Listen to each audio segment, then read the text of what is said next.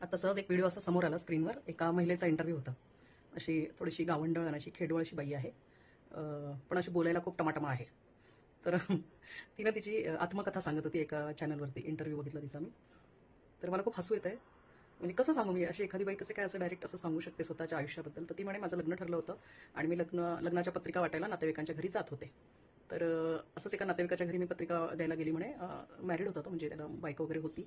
आणि मला पाहून म्हणे त्याला त्याच्या भावना जागृत झाल्या आणि पत्रिका द्यायला गेली आणि त्याच्यासोबत हनीमूनच करून आली म्हणे मी.